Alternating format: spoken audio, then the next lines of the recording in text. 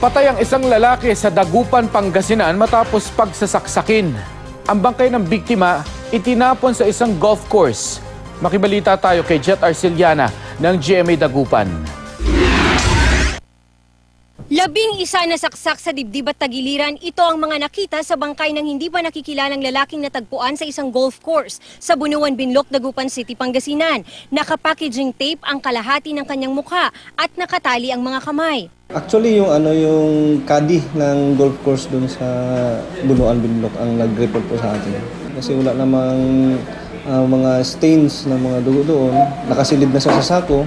So, we can conclude na tinapon lang po yung bangkay doon.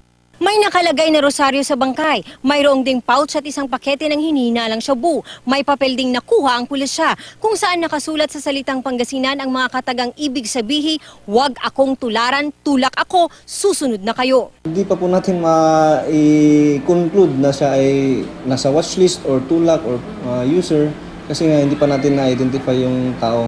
Patuloy ang investigasyon ng Dagupan City Police sa insidente. Patay naman sa pamamaril ng mga salaring nakamotorsiklo si Rodel Bisana sa barangay Mancop, Calasiao, Pangasinan. Natapos na silang nagbenta ng siumay kasama yung asawa niya. No? Biglang dumating yung mga suspect at pinagbabaril na lang itong victim. Tumakas ang mga sospek na naka-helmet at walang plaka ang motorsiklo. Hustisya ang panawagan ng misis ng biktima. Nananawagan din siya ng tulong pinansyal. 2 batang anak ang naulila ni Bisana. Inaalam na ng pulisya kung sino ang mga posibleng nasa likod ng krimen. Maaring may personal ito na sa ibang tao, grad sa ibang tao. Jet Arceliana, Nagbabalita, Pilipinas.